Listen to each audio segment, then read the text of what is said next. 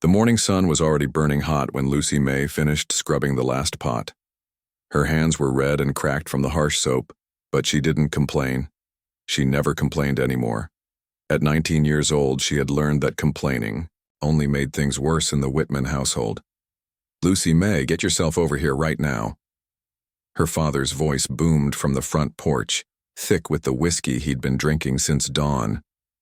She dried her hands on her worn apron and hurried outside, her heavy frame making the old wooden floors creak with each step. Thomas Whitman stood on the porch, swaying slightly, his bloodshot eyes fixed on something in the distance. Next to him stood her stepmother, Catherine, with that familiar look of disgust painted across her thin face. Catherine had married Thomas 3 years ago, bringing nothing but bitterness and complaints to their already struggling home. "There she is," Catherine said, her voice dripping with disdain. "Your precious daughter. Look at her, Thomas, just look at her." Lucy May felt her cheeks burn with shame. She knew what Catherine saw when she looked at her, a large, awkward girl who couldn't find a husband, who ate too much of their precious food, who took up space that could be better used for something else. Catherine never let her forget it. "I've been thinking," Thomas said, not even looking at Lucy May directly. "We can't keep feeding an extra mouth, not with the way things are going." The drought had been brutal that summer. Their small farm in the New Mexico territory had produced almost nothing. The few crops they managed to grow had withered in the unforgiving sun. Thomas had spent most of their savings on whiskey, claiming it helped him think of solutions to their problems.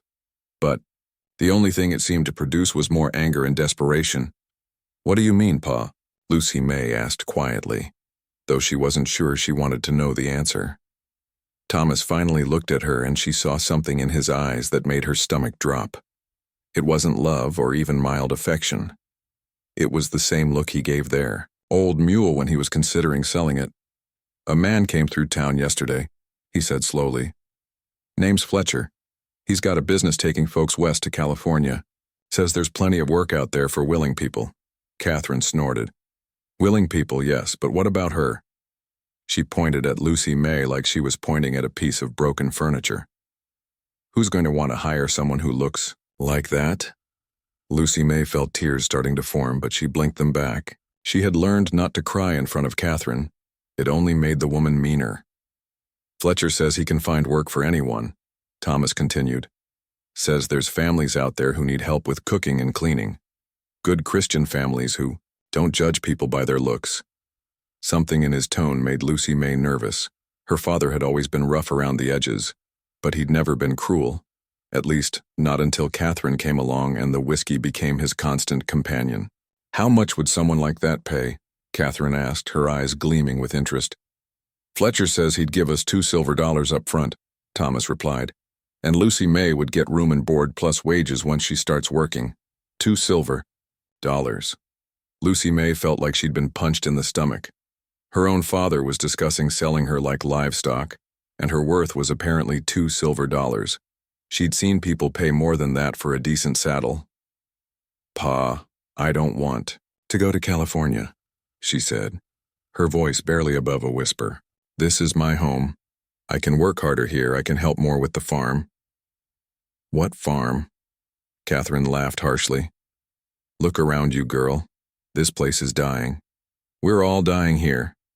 At least in California, you might make something of yourself." Lucy May looked around at the small homestead that had been her entire world. The house was small and run down, with gaps between the wooden boards that let in the wind and dust. The barn was falling apart, and their few remaining animals looked as tired and defeated as she felt. But it was still home. "Besides," Catherine continued, "it's not like you've got any other prospects. No man around here is going to marry you. You're too—" She made a vague gesture with her hands, as if Lucy May's appearance was too obvious to need explanation. The words hit harder than any physical blow could have. Lucy May had always known she wasn't pretty like the other girls in town. She was heavy-set and awkward, with plain brown hair that never seemed to stay in place and clothes that never quite fit right. But hearing it said so bluntly by her own family made it feel like a death sentence. "When is this Fletcher coming back?" Catherine asked Thomas, completely ignoring Lucy May's tears. "Tomorrow morning," Thomas replied. "Says he wants to head out, before the heat gets too bad." Lucy May felt panic rising in her chest. Tomorrow. They were planning to send her away with a stranger tomorrow? "Pa, please," she begged. "I'll do anything. I'll work harder. I'll eat less. I'll sleep in the barn if you need more room. Just don't send me away with someone I don't know." For a moment, Thomas looked uncertain. Maybe somewhere deep inside, he remembered that this was his daughter, the little girl who used to sit on his lap and listen to his stories about the old days. But then Catherine cleared her throat, and the moment passed. "It's decided," Thomas said firmly. "You'll go with Fletcher tomorrow. It's for the best, Lucy May. You'll see." That night, Lucy May lay on her thin mattress in the corner of the main room, staring at the ceiling and listening to her father and stepmother talking in low voices. They thought she was asleep. But how could she sleep knowing that tomorrow she'd be leaving everything she'd ever known? $2 isn't much, she heard Catherine say. "It's $2 more than we had yesterday," Thomas replied. "And one less mouth to feed. We can make it through the winter now."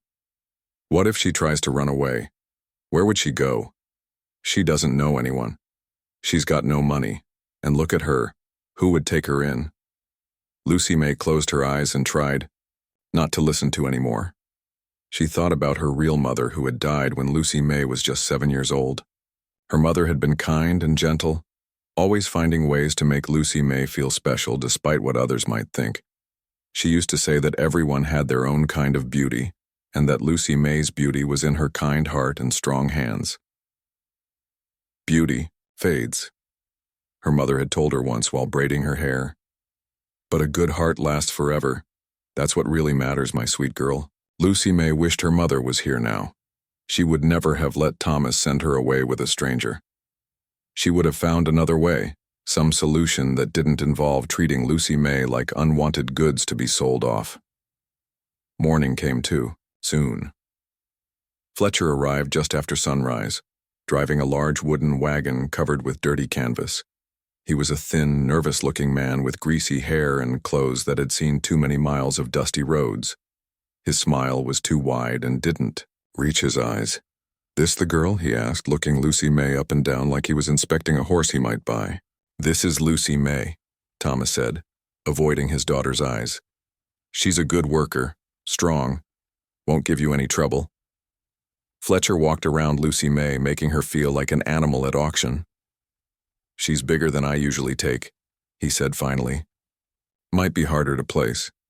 "The price stays the same," Thomas said quickly. "That's what we agreed on." Fletcher shrugged. "A deal's a deal, I suppose. But she better not slow down my wagon." Lucy May felt humiliated beyond words.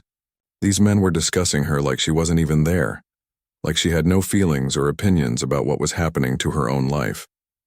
"Go get your things," Catherine said sharply. "Fletcher wants to leave soon." Lucy May's things fit easily into a small cloth bag. A change of clothes, her mother's Bible, and a small wooden doll her father had carved for her years ago when he still remembered how to smile. It wasn't much to show for 19 years of life. When she came back outside, Fletcher was tying chains to the back of his wagon. The sight of them made Lucy May's blood run cold. "What are those for?" she asked. "Safety," Fletcher said with that false smile. "Can't have folks wandering off and getting lost in the desert. Don't worry, girl. Once we get where we're going, you'll be free as a bird." Thomas handed Fletcher 2 silver coins, and the sound they made clinking together seemed to echo in Lucy May's ears. That was it. That was her worth to her own family. "Take care of yourself, Lucy May," Thomas said, still not meeting her eyes. Catherine said nothing at all. Fletcher helped Lucy May climb into the back of the wagon, where she found 3 other people already seated on rough wooden benches. A young Mexican man who looked scared and kept his eyes down, an older woman with hollow cheeks and desperate eyes, and a boy who couldn't have been more than 16, thin as a rail and shaking despite the morning heat. "Don't look so worried," Fletcher said as he locked the chain around Lucy May's ankle. "California's going to be the best thing that ever happened to you. You'll see." But as the wagon pulled away from the only home she'd ever known, Lucy May, couldn't help feeling that she was heading toward something far worse than the life she was leaving behind. The $2 her father had received felt like 30 pieces of silver, and she was the one being betrayed. The wagon rolled west, carrying its cargo of unwanted souls toward an uncertain future. Lucy May watched her father's farm disappear behind a cloud of dust and wondered if she would ever see home again. Somehow, deep in her heart, she knew. The wagon had been traveling for 3 days when everything changed. Lucy May's ankle was raw from the iron shackle, and her body ached from sitting on the hard wooden bench. The desert sun was merciless, beating down on them through gaps in the canvas covering. Fletcher had given them water twice a day, barely enough to keep them alive, but not enough to keep them comfortable. The other passengers had tried to talk at first, sharing their stories in whispered voices when Fletcher was walking ahead of the wagon or tending to his horses. The Mexican man, Roberto, had been taken from his family's farm after they couldn't pay their debts. The older woman, Beth, had been abandoned by her children when her husband died. The young boy, Jimmy, had been living on the streets before. Fletcher promised him work and 3 meals a day, but by the 3rd day they had all stopped talking. The heat and hopelessness had drained the words right out of them. Lucy May spent most of her time staring out at the endless landscape, trying not to think about what kind of work Fletcher really had planned for them in California. She had noticed things about Fletcher that made her skin crawl. The way he looked at her when he thought she wasn't watching. The way he talked to other men they met on the trail, rough-looking men who eyed the wagon like vultures circling a dying animal. The way he counted and recounted his money every night as if he was calculating profits from some business deal. Lucy May wasn't stupid. She had heard stories about people who disappeared on the frontier, about women who were sold into lives they couldn't escape from. She was beginning to understand that Fletcher's promises about honest work were lies, and that $2 had bought more than just her passage to California. On the morning of the 4th day, Fletcher seemed nervous. He kept looking over his shoulder and urging his horses to move faster.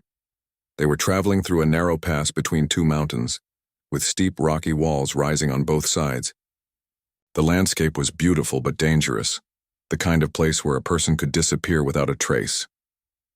"We need to get through here before noon," Fletcher muttered to himself. "Should have left earlier. Should have taken the long way around." Lucy May didn't understand why he was so worried until she saw the smoke signals. Small puffs of white smoke were rising from the mountain peaks, appearing and disappearing in a pattern that seemed deliberate. Fletcher saw them too, and his face went pale. "Apache," he whispered. "God help us all." The word sent a chill down Lucy May's spine. She had heard stories about Apache warriors all her life, fierce fighters who could appear out of nowhere and disappear just as quickly. Some people said they were savages who killed without mercy. Others said they were just defending their homeland from invaders. But everyone agreed on one thing: you didn't want to meet them on a lonely mountain pass. Fletcher whipped his horses harder, trying to make them run faster on the rocky trail. The wagon bounced and jolted, throwing its passengers around like sacks of grain. Lucy May grabbed onto the wooden side of the wagon to keep from falling, her heart pounding with fear. That's when she saw him. At first, he was just a shadow on the rocks above them, moving so smoothly he seemed to flow like water. Then more shadows appeared, and Lucy May realized they were surrounded. Apache warriors, armed with bows and rifles, were positioned all along the mountain pass. Fletcher saw them too. He pulled hard on the reins, bringing the wagon to a sudden stop in a cloud of dust. His hands were shaking as he reached for the rifle beside his seat. "Stay calm," he said, but his voice was anything but calm. "Maybe they just want to trade. Maybe we can work something out." The Apache warriors began to emerge from their hiding places, moving down the rocky slopes with grace and confidence. Lucy May counted at least a dozen of them, all armed and ready for battle. But what struck her most was how young their leader looked. He couldn't have been much older than she was, maybe 25 at most. He was tall and lean, with long black hair decorated with feathers and beads. His face was painted with red and white stripes, and his dark eyes seemed to take in everything at once. He moved with the kind of confidence that only came from being absolutely certain of your own power. The other Apache warriors looked to him for direction, and Lucy May realized this young man must be their chief. He said something in Apache, and his warriors spread out to surround the wagon completely. Fletcher raised his hand slowly, showing he wasn't going to reach for his weapon. "I'm just passing through," he called out. "Just a businessman heading to California. No harm intended." The Apache chief studied Fletcher for a long moment. Then his gaze shifted to the wagon and its passengers. His eyes moved over Roberto, Beth, and Jimmy, without much interest. But when his gaze fell on Lucy May, something changed. He said something to his warriors that made them lower their weapons slightly. Then he walked closer to the wagon, his eyes never leaving Lucy May's face. "You," he said in heavily accented English. "Why you cry?" Lucy May hadn't even realized she was crying until he mentioned it. She wiped her eyes with the back of her hand, trying to find her voice. I'm scared," she admitted. The Apache chief tilted his head, studying her with curious eyes. "Scared of me?" "Scared of everything," Lucy May said honestly. She didn't know why she was talking to him. Maybe it was because he was the first person in days who had spoken to her like she was a human being instead of cargo. The chief said something to Fletcher in broken English mixed with Apache words. Lucy May couldn't understand most of it, but she caught enough to know he was asking questions about the wagon and its passengers. Fletcher's answers came fast and nervous. He claimed to be helping people find work in California, said he was doing them a favor by giving them transportation. But the Apache chief's expression grew darker with each lie. Finally, the chief held up his hand for silence. He walked around the wagon slowly, looking at the chains on their ankles, the fear in their eyes, the way Fletcher kept glancing toward his money pouch. "You lie," the chief said simply to Fletcher. "These people not want to go with you." Fletcher's face flushed red. "Now you listen here. I paid good money for these folks. They agreed to come with me. This is legal business." The word paid seemed to catch the Apache chief's attention. His eyes sharpened and he looked again at Lucy May and the others. "You buy people?" he asked, his voice dangerous. That's not... It's complicated," Fletcher stammered. The Apache chief turned to Lucy May. "He buy you?" Lucy May felt shame wash over her, but she nodded. "My father sold me to him, for $2 silver." Something flickered in the Apache chief's eyes, surprise, anger, or maybe something else. He spoke rapidly to his warriors in Apache, and Lucy May heard anger in his voice even though she couldn't understand the words. Then he turned back to Fletcher. "You steal people, sell people. This is bad thing." "It's business," Fletcher protested. "It's legal, He never finished the sentence. The Apache chief moved faster than Lucy May thought possible, grabbing Fletcher by the shirt and pulling him from the wagon seat. Fletcher fell hard to the ground, his rifle clattering away across the rocks. "Run," the chief said to Fletcher. "Run now. Do not come back to Apache land." Fletcher scrambled to his feet, his eyes wild with fear. "My wagon! My money! You can't just—" "Run," the chief repeated, and this time his hand moved to the knife at his belt. Fletcher ran. He left everything behind. The wagon, the horses, his money, his rifle, and ran down the mountain pass as fast as his legs could carry him. The Apache warriors let him go, some of them laughing at the sight of him stumbling over rocks in his panic to escape. When Fletcher was gone, the Apache chief turned back to the wagon. He studied Lucy May and the others for a long moment, then began breaking their chains with quick, efficient strikes from a small hatchet. "You free now," he said, as he broke the shackle around Lucy May's ankle. Roberto, Beth, and Jimmy didn't wait to hear more. As soon as their chains were broken, they grabbed what few possessions they had and ran after Fletcher, apparently deciding that the devil they knew was better than the one they didn't. But Lucy May didn't run. She couldn't explain why, but something made her stay seated in the wagon, looking up at this Apache chief who had just set her free. "Why you not run?" he asked. Lucy May thought about it. "Where would I go?" It was a simple answer, but it seemed to affect the Apache chief deeply. He looked at her with new interest, as if he was seeing something he hadn't noticed before. "What your name?" he asked. "Lucy May Whitman," she replied. He nodded slowly. "I am Ayana. It mean eternal flower in my language." "Ayana," Lucy May repeated, trying to pronounce it correctly. He smiled at her attempt, and the expression transformed his painted face completely. Without the stern mask of a warrior chief, he looked younger, kinder, more human. "You have nowhere to go," he said. "It wasn't a question." Lucy May shook her head. "My family sold me. Fletcher was taking me somewhere I didn't want to go. I don't know what to do now." Ayana was quiet for a long time, studying her face. His warriors were growing restless, speaking to him in Apache, clearly wanting to know what he planned to do with this white woman they had rescued. Finally, Ayana made a decision that would change both their lives forever. "You come with us," he said. "You be safe with Apache people." Lucy May felt her heart skip. "But I'm white. I'm your enemy."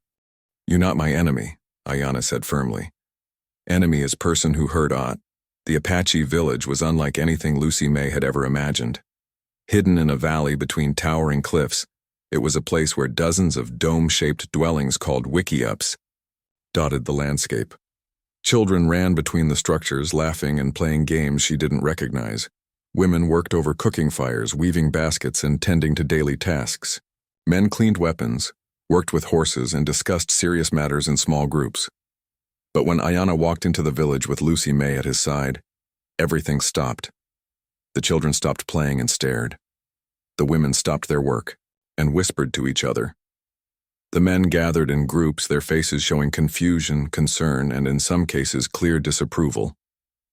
Lucy May felt every eye on her as Ayana led her through the village. She was painfully aware of how different she looked from everyone around her. Her pale skin, her heavy frame, her worn and dirty dress.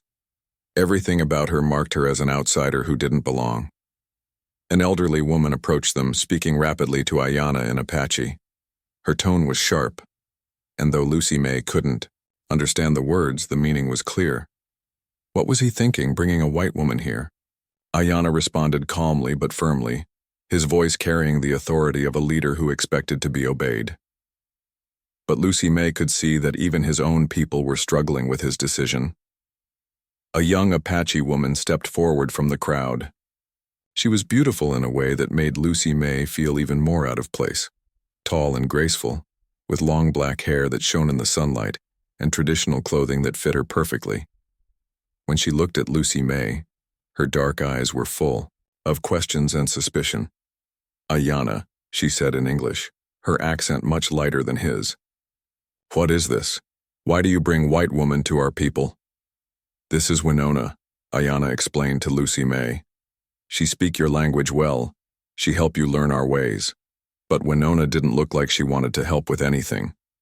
She circled Lucy May slowly, looking her up and down with obvious confusion.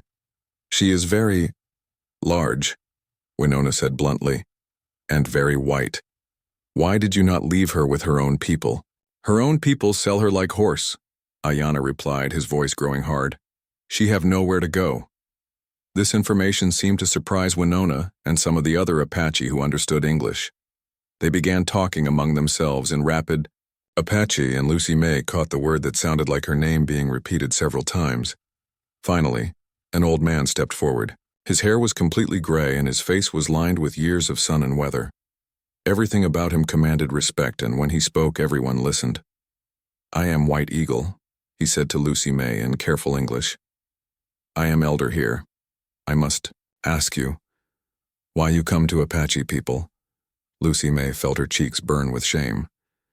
"I didn't choose to come here, sir. Your chief saved me from a bad situation. I'm grateful, but I don't want to cause trouble for anyone." White Eagle studied her for a long moment. "Ayana say your father sell you. This true?" "Yes, sir," Lucy May whispered. "For how much?" $2 silver. A murmur went through the crowd. Even without understanding Apache, Lucy May could tell that many of them were shocked by such a low price. In any culture, selling a family member was serious business, but selling one so cheaply seemed to make it even worse. And the man who buy you, White Eagle continued. What he planned to do? Lucy May looked down at her hands. She had figured out Fletcher's real plans during those days in the wagon, but saying it out loud was still difficult. Bad things, she said, quietly. Things I don't want to think about. White Eagle nodded slowly. He spoke to Ayanna in Apache, and their conversation went on for several minutes. Lucy May caught fragments, words that might have been safety and protection and responsibility. Finally, White Eagle turned back to her. You may stay, he said, but you must learn our ways. You must work. You must earn your place here. I will, Lucy May promised. I'll work hard. I won't be a burden. Winona stepped forward again. I will teach her, she said, though she didn't sound happy about it. Someone must make sure she does not shame us with her ignorance.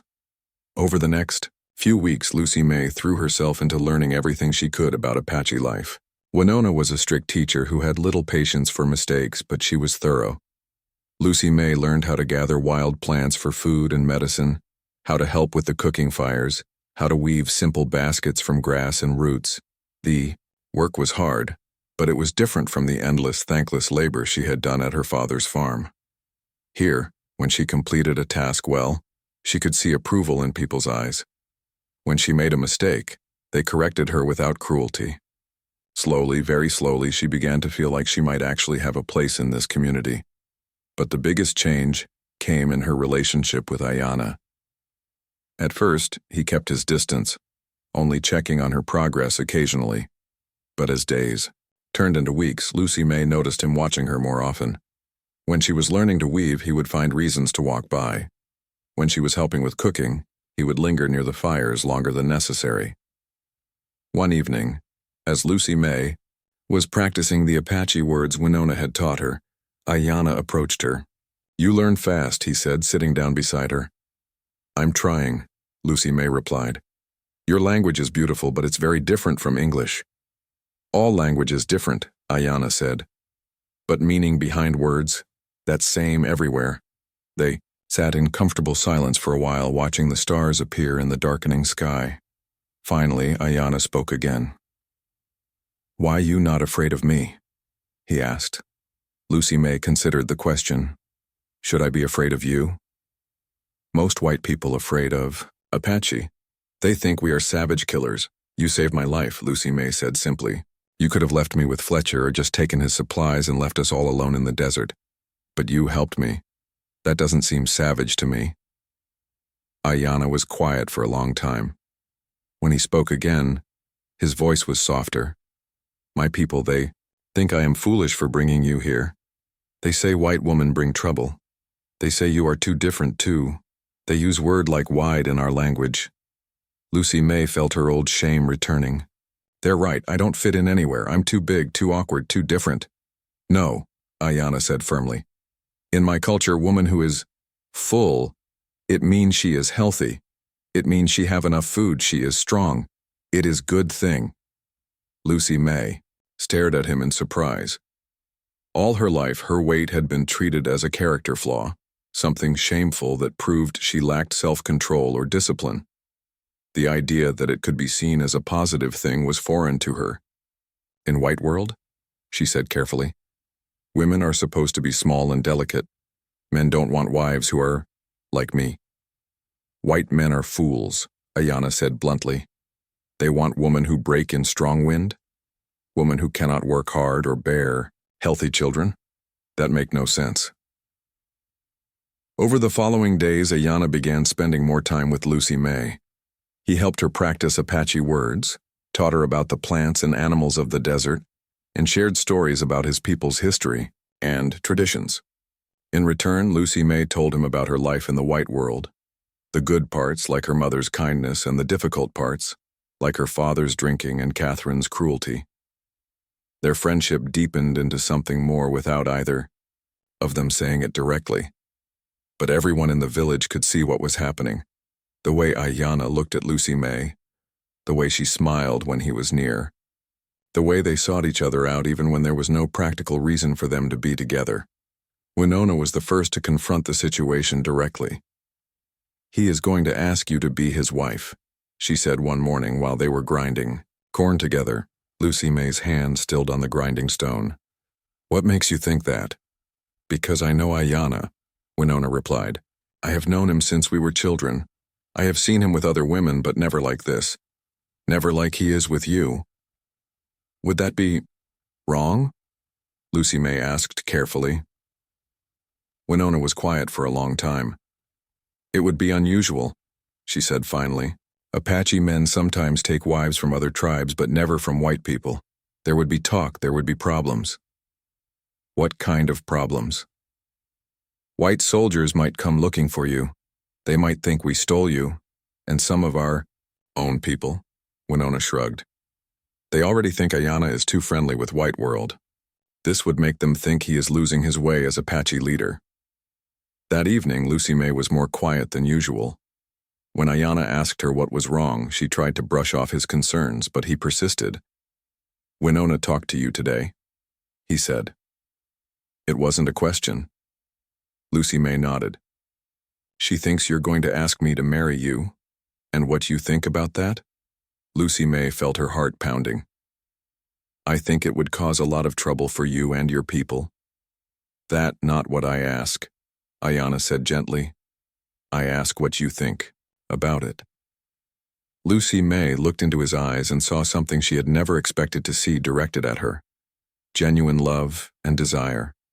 Not pity, not settling for what was available, but real affection for who she was. I think I would say yes, she whispered. Ayanna smiled, and in that smile was all the warmth and acceptance that Lucy May had spent her whole life looking for. The next morning, Ayanna called the village together and made his announcement. He spoke, in Apache, but Lucy May could understand enough of it now to know.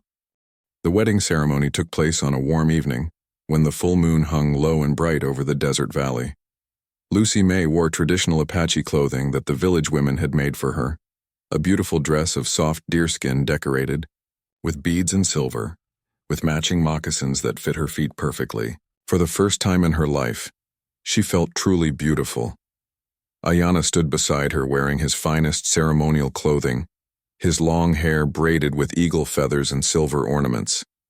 When he looked at her, his eyes held such love and pride that Lucy May felt tears of joy streaming down her cheeks. The ceremony itself was conducted entirely in Apache, with White Eagle speaking the traditional words that would bind them together as husband and wife. Lucy May couldn't understand everything being said, but she could feel the power and meaning in the ancient words. When it came time for her to speak her vows, Winona had helped her practice them in Apache until she could say them perfectly. I give my heart to you, she said in Ayanna's language. I give my life to your people. I will walk beside you always. When Ayanna repeated his vows, promising to protect her and honor her as his wife, Lucy May felt like her heart might burst with happiness. This was so different from the marriages she had seen in the white world, where women were often treated as property to be transferred from father to husband. Here she felt like an equal partner in something sacred. The celebration that followed lasted late into the night. There was dancing and singing, storytelling and feasting. Some of the villagers who had been uncertain about their chief's choice seemed to warm up to Lucy May as they watched how happy she made Ayanna. Others remained distant, but they were respectful.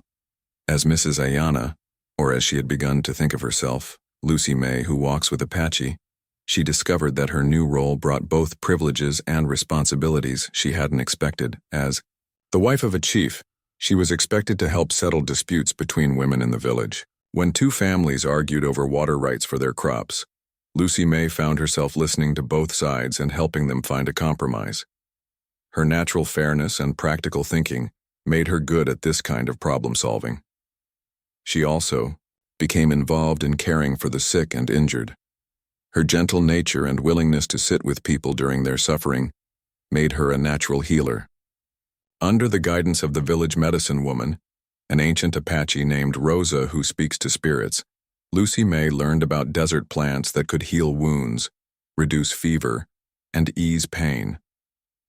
You have healing hands, Rosa told her one day as They prepared medicine for a child with a bad cough. Some people born with gift, you one of those people. But Lucy May's new life wasn't without challenges. The biggest came from the outside world, which refused to simply let her disappear into her new Apache identity. It started with rumors. Traders and travelers passing through the area began spreading stories about a white woman living with the Apache. Some claimed she had been kidnapped and was being held against her will. Others said she was helping the Apache plan attacks on white settlements. None of these stories were true, but they reached the ears of the U.S. Army officials who were already suspicious of any Apache activity in the region. Captain James Morrison was a career soldier who had spent years fighting Apache bands throughout the Southwest.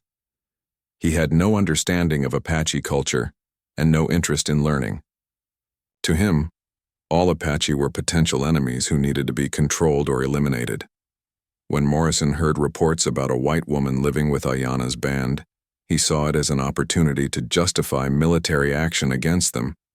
"They've kidnapped a white woman," he told his superiors in his official report. "We have a duty to rescue her and punish those responsible." The first Lucy May knew about any of this was when Ayana came home from a scouting mission, looking troubled and worried. "Soldiers, coming," he told her that evening as they sat beside their fire. "They look for you." "For me? Why?" "They think we steal you. They think you here against your will." Lucy May felt a chill of fear. "But that's not true. I chose to be here. I chose to marry you." "Soldiers not care about truth," Ayana said grimly. "They want excuse to fight Apache. You give them excuse." The next morning, a column of cavalry soldiers rode into the valley carrying a white flag of truce. Captain Morrison and 20 armed men approached the village while the Apache watched nervously from their doorways. Morrison was a tall, stern-faced man with graying hair and cold blue eyes.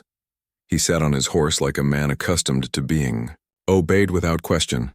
"I'm looking for a white woman named Lucy May Whitman," he announced loudly.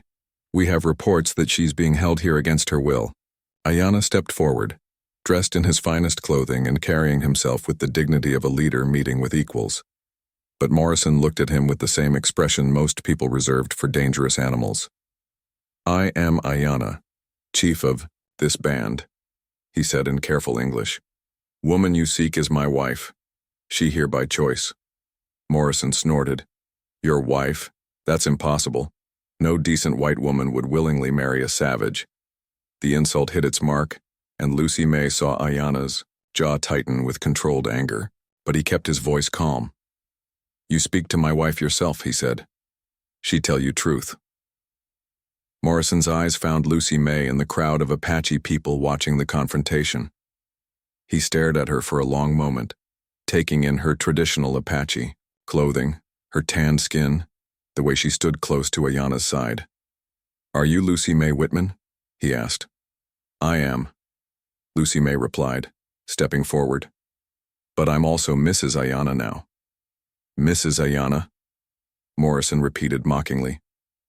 "Miss, these people have clearly brainwashed you. You can't possibly believe you're actually married to this person." Lucy May felt anger rising in her chest. "This person is my husband, Captain.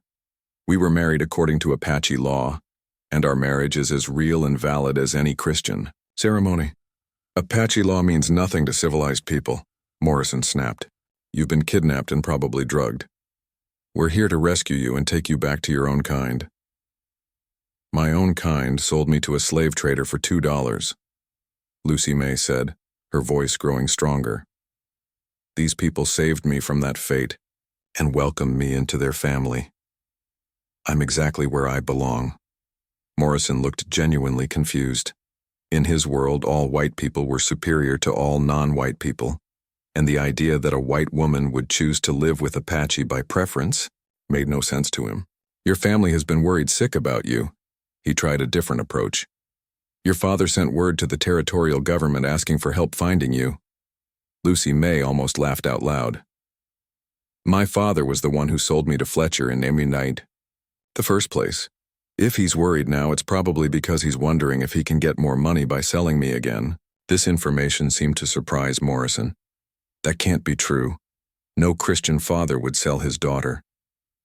Ask him yourself when you see him, Lucy May replied. But regardless of what he did, I'm not going anywhere with you. This is my home now, and these are my people. Morrison's face was getting red with frustration. Miss Whitman, you are clearly not thinking clearly. Perhaps these savages have threatened you. Perhaps they've told you terrible things will happen if you leave with us, but I assure you, the United States Army will protect you. The only people I need protection from are you and men like you, Lucy May said firmly. People who refuse to believe that a woman can make her own choices about her life. Ayanna moved closer to Lucy May, ready to defend her if necessary. Several of his warriors also stepped forward, their hands moving toward their weapons. Morrison noticed the tension and realized that trying to take Lucy May by force would likely result in a battle that would cost lives on both sides. I'm going to give you 24 hours to come to your senses, he said finally. We'll camp nearby tonight. In the morning you can ride out with us voluntarily, or we'll take more direct action. And what would that direct action be? Ayanna asked quietly. Morrison smiled coldly. This band is harboring a kidnapped white woman. That's an act of war as far as the army is concerned. We'll do whatever is necessary to rescue her and punish those responsible.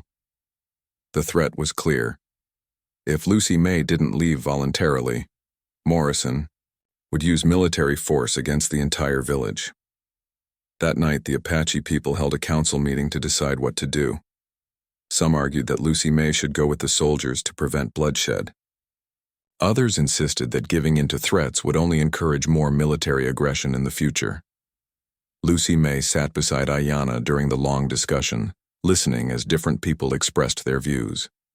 When White Eagle finally asked for her thoughts, she stood up to address the entire gathering. I know my presence here has brought trouble to your people, she said in Apache, her pronunciation much improved after months of practice. I know some of you think it would be easier if I left with the soldiers. Several people nodded, though they looked ashamed of their agreement.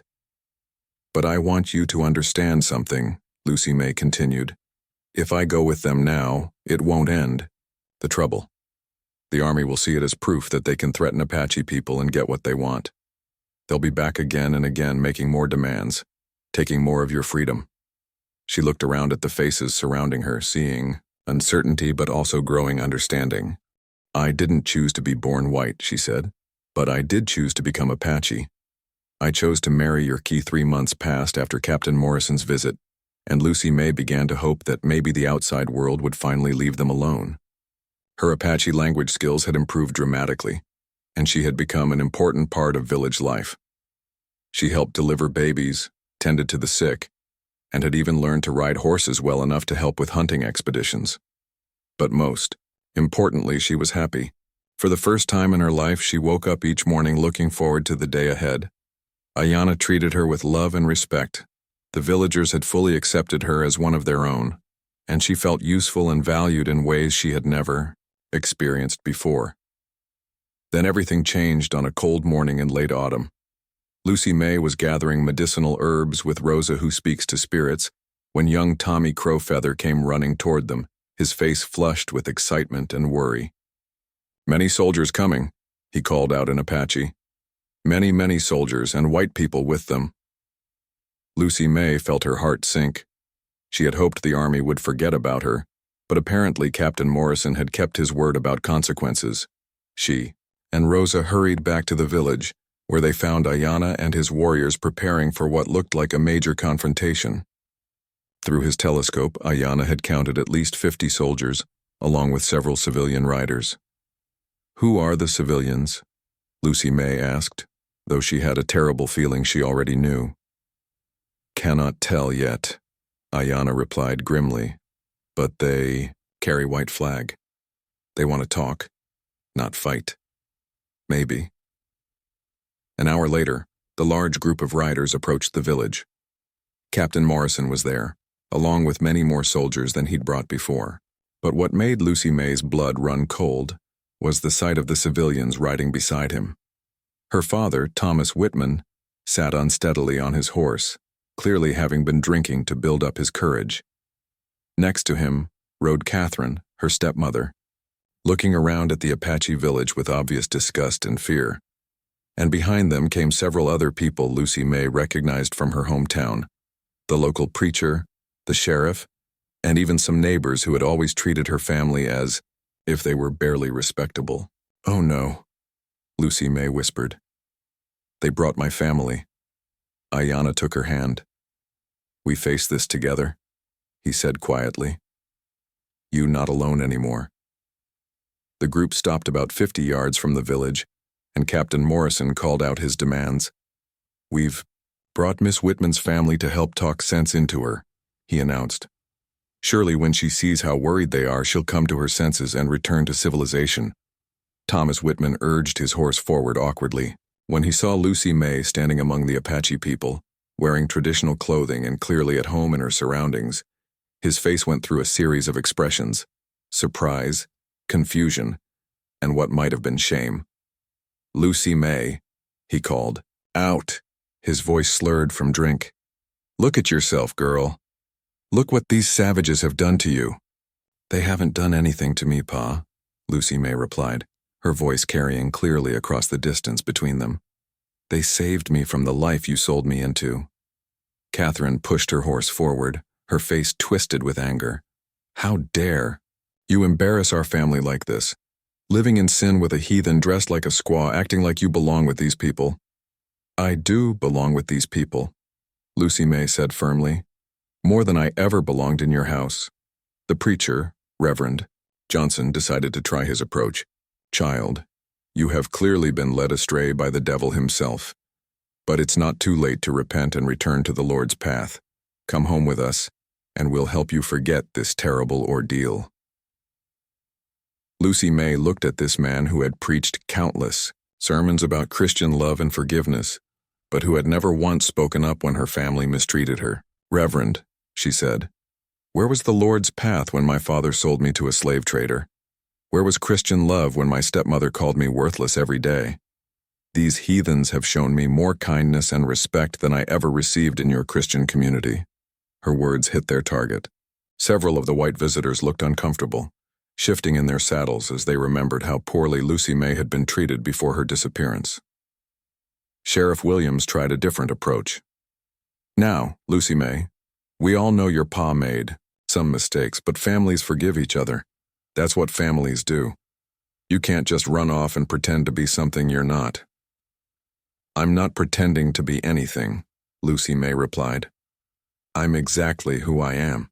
I'm Ayanna's wife, I'm a member of this Apache band, and I'm happier than I've ever been in my life." Thomas finally found his voice again. "You're my daughter," he shouted, his words echoing off the canyon walls. "You belong to me. I have legal rights." The statement hung in the air like a challenge. Lucy May felt Ayanna tense beside her, and she saw several Apache warriors move their hands closer to their weapons.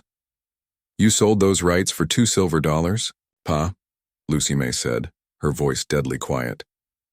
"The day you handed me over to Fletcher, you stopped being my father." "I was trying to help you," Thomas protested. "I thought he would find you work, give you a chance at a better life. You knew exactly what kind of man Fletcher was." Lucy May shot back. "You knew what he really planned to do with me, and you didn't care, as long as you got your drinking money." The accusation hung heavy in the air. Some of the soldiers looked uncomfortable as they began to understand the real story behind Lucy May's situation. Captain Morrison decided to take control of the conversation before it got completely away from him. "Miss Whitman," he said formally, "regardless of past family difficulties, you are still a white woman and a citizen of the United States. You have responsibilities to your race and your country. This arrangement cannot be allowed to continue." "What arrangement?" Lucy May asked. "My marriage?" "This is not a legal marriage," Morrison declared. "Apache ceremonies mean nothing under U.S. law. In the eyes of the government, you are living in an immoral relationship with a hostile Indian." Ayanna stepped forward, his eyes flashing with anger. "My marriage real," he said in his careful English.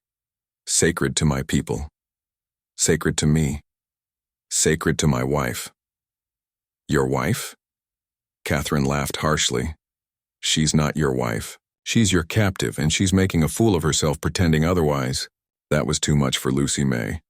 All the years of Catherine's cruelty, all the put-downs and insults, all the times she had been made to feel worthless and unwanted came flooding back. But this time, she wasn't the powerless girl who had to take abuse in silence. "I am his wife," she declared, her voice ringing with authority. "We were married according to the customs of his people, in a ceremony that meant more to me than any church wedding ever could. He treats me with love and respect. He values my opinions. He makes me feel beautiful and important and wanted." She took a step forward, her hands clenched into fists. "And I would rather spend one day as his wife than a lifetime in your world, where women like me are seen as burdens to be gotten rid of as cheaply as possible." The passion in her voice seemed to surprise everyone, including some of the Apache people who had never heard her speak so forcefully. Reverend Johnson tried one more time. "Lucy May, please listen to reason. These people worship false gods. They live like animals. You're throwing away your immortal soul for temporary earthly pleasures." Lucy May looked at the preacher with something close to pity. "Reverend, in the past year I've seen more genuine spirituality and moral behavior from these heathens than I ever saw in 20 years of your sermons.